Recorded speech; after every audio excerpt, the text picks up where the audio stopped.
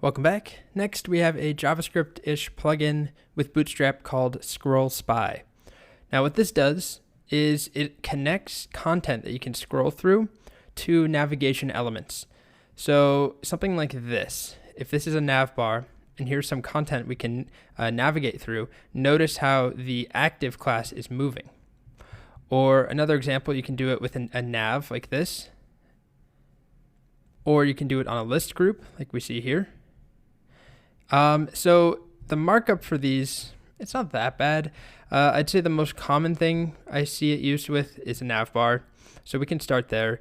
Unfortunately, that means we have to make a nav bar. Ugh, takes so long. So I have a new file and I'm going to make a super simple nav bar. So we'll make our nav and give it the class of nav bar. Let's do nav bar light and bg light. Okay. Now inside the nav, we'll do our navbar brand, sure. And we'll just say Scrollspy here, I guess. Okay, now we're gonna make our nav. So let's do a UL. You can also do another nav, I guess. And do nav pills so that we get the sort of the same shape that they're getting around the, and we've already talked about pills. So hopefully I don't have to go into too much detail there. So I'll make a nav item and we'll do a link inside. And this nav link, let's say our first thing is about, and then we'll do another one. We'll do 3 of them. About, contact, actually let's do 4. Help, and then the last one can be blog. Okay, so we have these 4 links in our nav, and what am I missing to actually make this a nav? Navbar space, navbar dash light. Okay, so here's our simple navbar.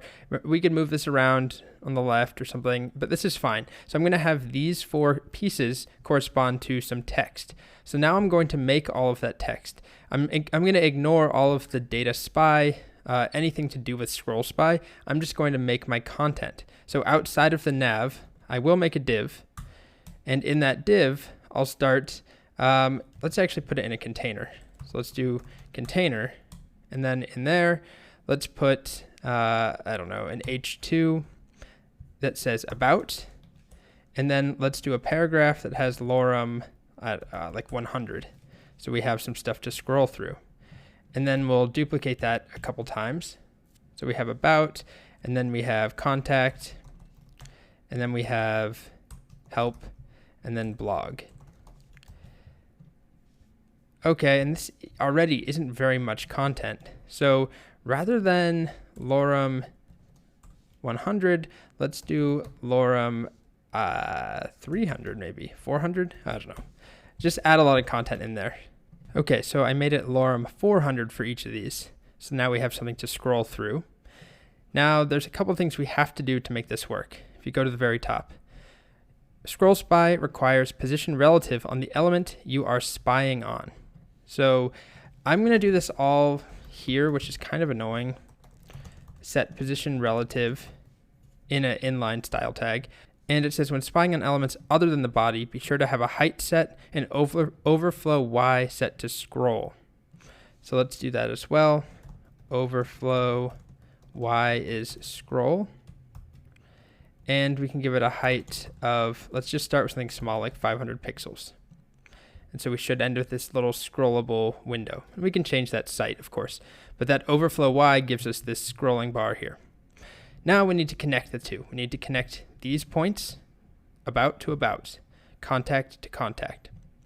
And the way we do this is by first, well, we can start in either place, but let's come down here to our thing that we're spying on, our div, our container in our case, and we give it data-spy equals scroll, okay? And then we give it a data-target, and this target corresponds to the nav or the pills, or what, I guess the list group, wherever we're displaying our progress. So for us, it's a nav bar, and we don't have an ID on that yet, but I'll just call this nav bar, or let's call it main nav bar to be more specific. And then we come up here to the top and make sure we have main navbar as an ID. So that connects the two.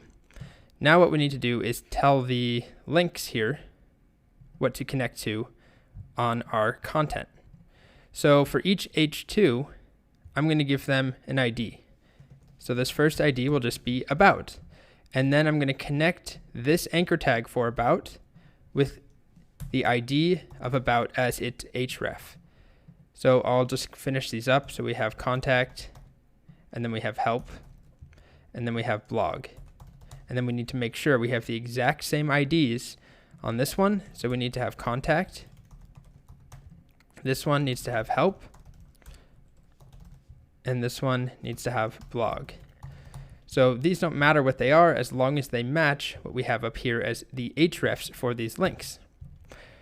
And you can see already about is being highlighted correctly. As I scroll, we get to contact. There we go. We get to help. And we get to blog. And that is working. And I can click on these to move. And I can scroll around. I could add another one in there. All I need to do is make sure that I add the link here. So if I did that, we have blog. Let's do, I don't know, dogs. Save. Update the text to say dogs. And then I need to come down here and add some content for dogs. So I need to give it an ID that matches dogs. And then lorem ipsum. This time let's do a little less. Let's do lorem 200. Still quite a bit. Now we have dogs at the bottom. Blog, and so on. All right, so that is the basics for Scrollspy. The same exact thing applies. So instead of using a nav bar on the top, you could use a nav or a list group like they have here. I like this, where you have a list group in side by side in the grid system, and you get this little scrolling content. Although I'm also not a fan of just forcing this in where you don't need it, because in order for this to be really useful here, you're basically constricting your text into a small box where you could just have the text show. There's no reason to hide most of it at any given point. So I like it on a nav bar. It's okay. I'm also not a huge fan of it, but you will see this a lot in the wild. So don't let me discourage you from using it. That is Scrollspy. The same idea applies to other navs, whether they're vertical, whether they're nav bars, horizontal. All you do is you set data spy to scroll on the thing that you're spying on. You connect it with data target equal to whatever the nav bar is or the list group. And then for each link in that list group or nav bar, you give it an href. And that href corresponds to an ID on whatever the content is you're scrolling through. All right, so that is Scrollspy.